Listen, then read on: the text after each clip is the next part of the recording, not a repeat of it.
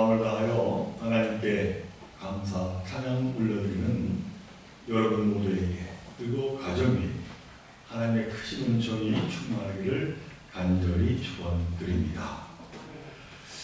우리는 동양의 고전 사상가 하면은 공자를 비롯해서 맹자 또는 노자 또는 합리자 등 여러 인물을 떠올리게 된다면 여러분들은 혹시 묵자라고 하는 고전 사상가에 대해서 들어본 적이 있으십니까? 사실 저도 잘 모르는 사상가입니다. 이 묵자 사상의 중심이 겸해라고 합니다. 이 겸해라고 하는 것은 서로 구별하지 않고 사랑하면서 아끼고 또 정신적으로 물질적으로 서로 돕자하는 그러한 사상입니다. 바로 이 사상을 묵자라고 하는 인물이 펼쳤다라고 하는 것이죠. 그런데 이 묵자가 이 사상을 펼치게 된 것은 그가 전쟁이 잦았던 중국의 춘추 전국시대에 살았기 때문입니다. 그런 시대에 가장 고통을 겪는 계층은 일반 백성들이었습니다. 그들은 시도 때도 없이 전쟁터나 또는 구역장에 끌려나가야 했고 언제나 목숨이 위태로웠습니다. 또 자신이 가지고 있었던 재물을 빼앗기는 그러한 대상이었습니다.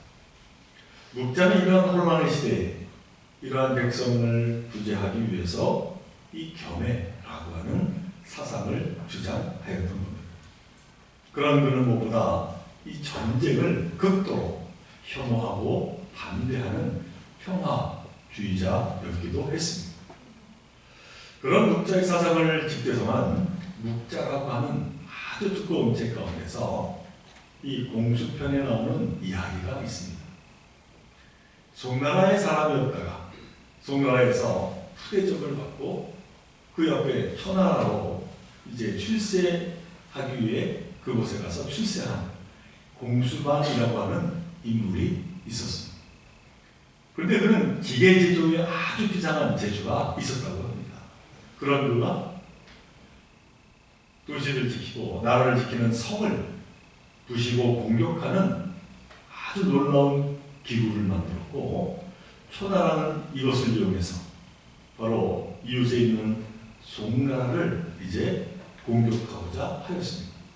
그런데 이 송나라는 초나라의 국력의 10분의 1도 안 되는 너무나도 약한 나라였습니다.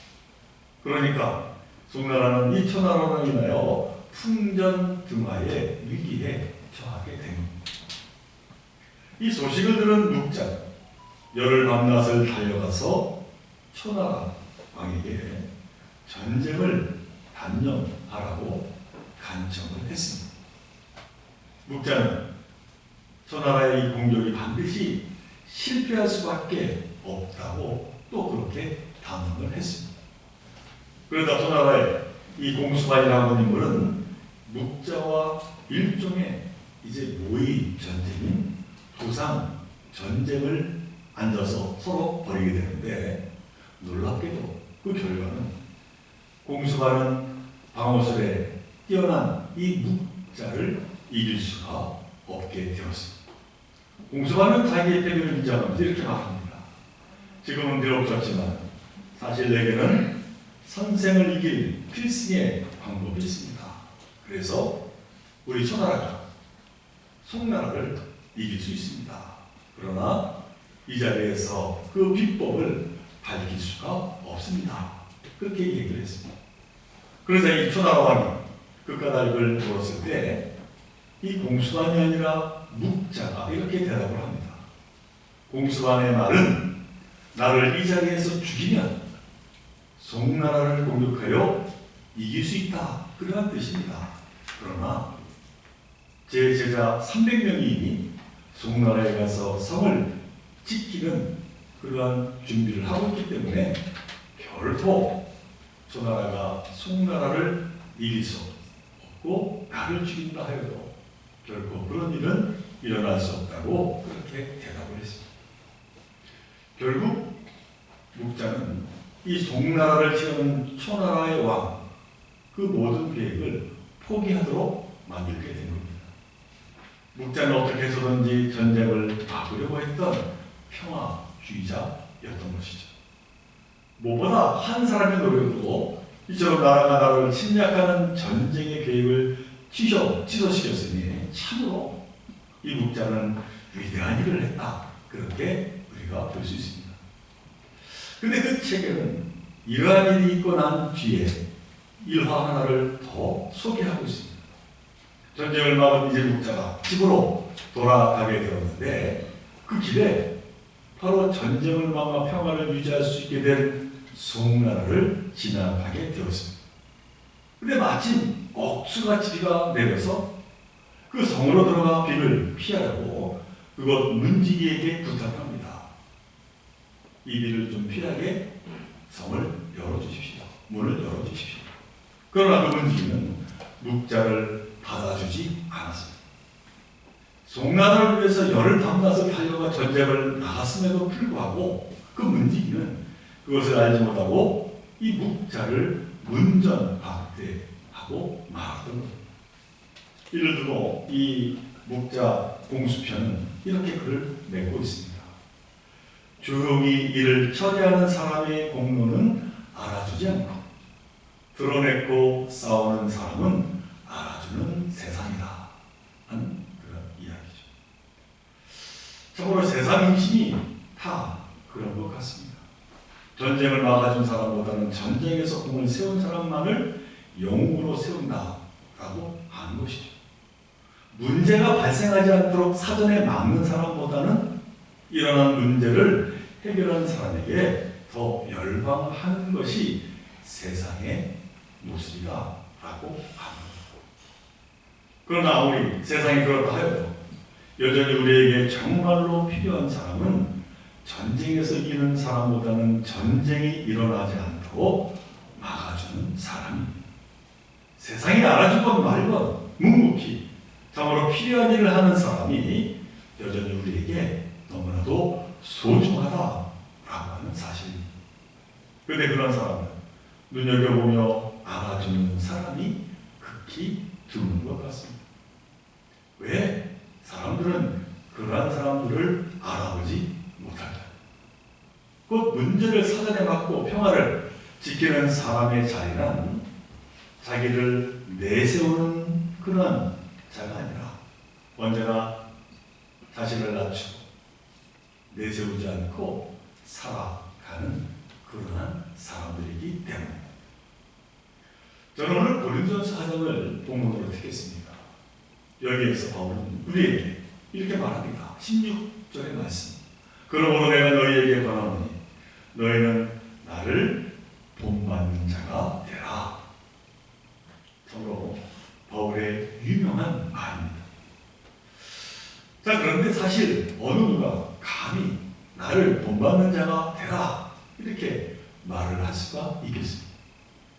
물론 지금 우리가 바라본 바울은 본받을 만한 참으로 훌륭한 사도임에는 틀림이 없습니다. 그러나 그 당시에 이 사도 바울은 그만큼 인지도가 있는 사도가 아니었습니다. 아니, 오히려 의심의 눈초리로 그를 바라본 자들이 더 많았습니다. 그러니 고린도의 교인들도 언뜻 들으면은 이 바울이 교만한 사람처럼 그렇게 들릴 수도 있습니다. 자기를 본받으라 감히 그렇게 말할 수가 있겠느냐는 것입니다. 그러나 이것은 예수 그리스도의 근거한 말이었습니다. 이 고린도전서 11장 1절은 이것을 좀 더 분명하게 우리에게 보여주고 있습니다. 내가 그리스도를 본받는 자가 된 것 같이 너희는 나를 본받는 자가 되라 하는 말씀을 하고 있습니다.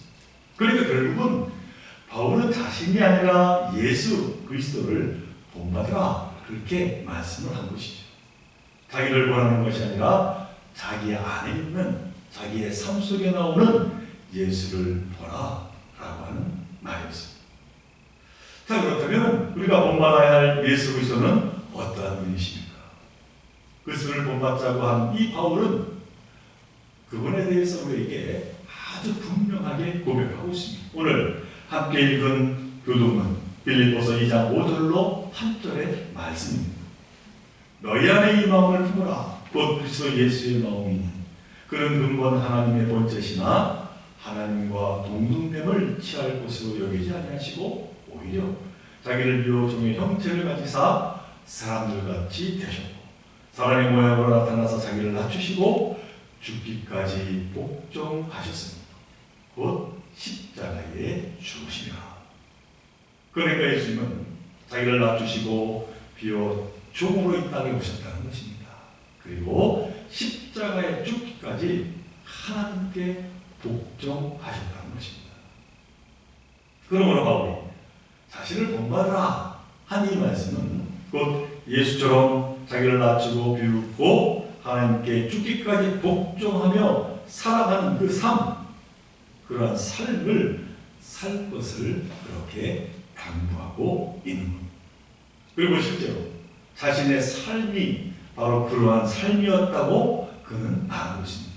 오늘 본문에 바로 고린도전서 4장 9절의 말씀입니다. 내가 생각하건대 하나님이 사도인 우리를 죽이기로 작정된 자와 같이 끄트머리에 주셨으니 우리는 세계 곧 천사와 사람에게 구경거리가 되었노라. 이 말씀이 무슨 말씀입니까? 제가 좀 쉬운 세번으로 다시 한번 제가 읽어드립니다. 내가 생각하기에 하나님께서는 사도들인 우리를 마치 사형수처럼 세상에서 가장 보잘것없는 사람들로 내놓으셨습니다. 우리는 세계와 천사들과 사람들에게 구경거리가 된 것입니다. 그렇게 사도 바울이 말하고 있습니다. 그러니까 하나님은 끄트머리에 자신과 또한 사도들을 세우셨다는 겁니다. 그런데 여기에 끄트머리라고 하는 말은 말 그대로 더 이상 내려갈 데가 없는 자리를 말합니다. 참으로 하찮은 자리입니다. 바로 이런 하찮은 자리에 자신을 세우고 또 사도들을 세우셨다는 것입니다. 거기다가 구경거리가 되게 했다고 말합니다. 정말로 당시에 원형 경기장에서 맹수들에게 죽임을 당한 그 그리스도인들은 너무나도 잔인한 구경거리였습니다. 사실 예수님이 십자가 체험으로 죽음을 맞이하실 때 얼마나 구경거리로 조롱받으셨는지 모릅니다. 이처럼 그리스도를 본받는 자신과 더 나아가 자신을 본받아 살아가는 그리스도인들은 끄트머리 인생을 사는 사람들이요 구경거리에 지나지 않는 하찮은 존재라는 것입니다. 사도 바울이 같은 자신과 사도들의 처지에 대해서 한 번 더 이렇게 고백을 합니다. 오늘 보면 13절 후반부에 말씀. 우리가 지금까지 세상의 더러운 것과 만물의 찌꺼기 같이 되었더라. 한마디로 비참한 처지에 있다는 것입니다. 아니 왜 하나님은 당신이 택한 참으로 귀한 사도들을 거룩하게 또 귀히 여겨주시지 아니하고 그렇게 천대를 받는 길, 끄트머리와 같은 길, 그러한 삶을 살도록 하신 것인가요? 그런데 그 이유는 너무나도 간단합니다. 사람들을 얻기 위해서입니다. 사람들을 구원하기 위해서 그렇게 세우셨다라고 하는 사실입니다. 바울은 이 같은 하나님의 뜻을 너무나도 잘 알고 있었습니다. 그래서 바울은 이 고린도전서 9장 19절에서 이렇게 고백을 합니다. 내가 모든 사람에게서 자유로우나 스스로 모든 사람에게 종이 된 것은 더 많은 사람을 얻고자 합니다. 한 사람이라도 더 구원의 길로 나가게 하고자 스스로 비천한 자가 되었다고 고백하고 있는 겁니다. 그러나 사실 그 길은 결코 쉬운 일이 아닙니다. 너무나도 힘든 길이 아닐 수가 없습니다. 바울은 그 길을 오늘 본문 11절과 12절에서 이렇게 분명히 밝히고 있습니다. 우리가 줄이고 목마르며 헐벗고 매맞으며 정처가 없고 또 수고하여 친히 손으로 일을 하며 모욕을 당한 즉 한마디로 고난 그 자체라고 자신의 삶을 이야기하고 있습니다. 그리고 이는 노예의 모습이요 종의 모습이라는 것입니다. 그러니까 한 사람으로 구원의 길로 인도하고자 스스로 모든 사람에게 종이 되어 살아가고 있다는 것이죠. 누가 알아주지 않을지라도 말입니다. 그러나 이 같은 끄트머리에서 찌꺼기의 자리가 사실은 이처럼 생명을 얻게 하는 너무나도 성숙한 신앙인의 자리임을 이사도바울은 고린도 성도들에게 간절한 마음을 담아 말씀하며 요청하고 있는 겁니다. 진정 참 제자란 스스로 종이 되어 미천함을 갖고 살아야 함을 말합니다. 그런데 이 같은 삶은 바로 예수님의 삶이었습니다. 끄트머리 중에서도 끄트머리인 죄인으로 이제 사시다가 십자가에 달려 죽으셨습니다. 세상의 구렁텅이가 되셨고 세상의 더러운 것과 만물의 찌꺼기가 되셨습니다. 우리를 존귀하게 세우기 위해서 우리를 생명의 길로 이끄시기 위해서 말입니다. 그래서인지 십자가에서 주님이 죽으셨을 때 한 백부장은 이렇게 외치고 있습니다. 마가복음 15장 39절의 말씀입니다. 참으로 이분은 하나님의 아들이셨다. 그러니까 주님이 생애 가장 끄트머린 십자가에 달렸을 때 한 이방인 로마 장교가 이렇게 고백을 한 것이죠. 주님은 우리를 살리기 위해 우리를 높이기 위해 죽기까지 낮아지셨다는 것입니다. 주님은 우리를 의인의 이제 길로 나가게 하기 위해서 죄인으로 십자가에 죽으셨다는 것이죠. 사랑하는 우리 종교회 성도 여러분, 그리스도를 본받는 사도의 자리는 높아서 거룩한 것이 아니라 끄트머리에 있어 거룩한 자리임을 늘 기억하시기를 바랍니다. 주인이 아닌 종의 자리이지만 오히려 빛나는 자리임을 기억하시기를 바랍니다. 사도바울은 바로 그 자리가 자기가 선 자리요 우리에게 감히 본받으라 그렇게 말하고 있는 겁니다. 사랑하는 우리 종교 성도들은 저와 여러분은 지금 어느 자리에 서 계십니까? 여러분은 진정 사람을 생명을 얻고 싶으십니까? 한 생명이라도 올바른 길로 인도하고 싶으십니까? 우리에게 명하신 전도의 그 귀한 사명을 진정으로 감당하고 싶으십니까? 그렇다면 끄트머리에 서야 될 줄로 믿습니다.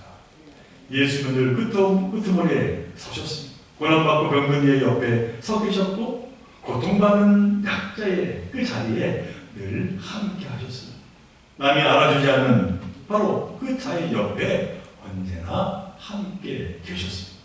바로 그 자리에서만 우리는 사람들을 얻을 수가 있기 때문입니다. 요즘 서점에 가게 되면 눈에 띄는 책 제목들이 있습니다. 이러한 책들입니다. 교회를 웃게 하는 섬기는 장로, 교회를 양육하고 돌보는 권사, 교회를 바르게 세우는 일하는 집사, 이런 류의 책들이 요즘 유독 눈에 많이 띄고 있음을 보게 됩니다. 이는 무엇을 뜻하는 것일까요? 교회에서 한 사람의 직분자는 단지 한 사람의 몫이 아니다 라고 하는 것입니다. 하나님이 세운 참으로 너무나도 소중한 사도요 제자라고 하는 것이지요. 그렇기에 직분자의 따뜻한 말 한마디가 교회에 큰 동력을 불어넣게 된다는 것입니다. 서로에게 보내는 미소와 인사 한마디가 같이 신앙생활하는 교우들의 그 아픈 상처난 마음을 위로하고 어루만질 수 있게 된다는 겁니다. 서로를 위한 중보기도의 한마디가 삶이 지친 서로의 마음에 소망을 안겨주고 다시 힘차게 앞으로 나아갈 용기를 불어넣어 준다라고 하는 사실입니다. 오늘 함께 읽는 이 고린도 교회는 정말로 많은 문제를 안고 있었던 교회였습니다. 이 고린도 교회가 세워진 이 고린도시는 항구 도시로 아주 부유한 상업 도시였다고 합니다. 그러다 보니 그 부유함으로 인해서 그만 너무나도 많은 우상이 난무했고 향락이 넘치는 너무나도 타락한 도시였다는 것이죠. 그런데 문제는 이 고린도 교회 또한 이러한 영향을 비껴갈 수가 없었다라고 하는 사실입니다. 그 결과 교회는 내부적으로 분열이 심했습니다. 바울파, 아볼로파, 베드로파, 그리스도파 이렇게 나누었습니다. 그리고 그 싸움으로 그 안에서 해결하는 것이 아니라 세상의 법정에 이제 교들끼리 서로 소송하는 일까지 벌어지고 말았습니다. 그리고 도덕적으로 심하게 타락했습니다. 그 안에서 우상 숭배를 하는 자들, 성적인 문란이 그 교회에 들어오게 된 것입니다. 또한 성령께서 하시는 그 신령한 일을 구별하지 못하고 서로 교만했습니다. 그리고 사도 바울이 전한 십자가의 도는 곧 겸손과 섬김이고 낮아짐의 상징이었지만 그들은 결코 그렇게 생각하지 않았습니다. 이러한 상황에서 사도 바울이 그들을 향하여 외쳤습니다. 내가 너희에게 권하노니 너희는 나를 본받는 자가 되라. 기꺼이 끄트머리에 설 줄 아는 스스로 종된 자리에 서라는 것입니다.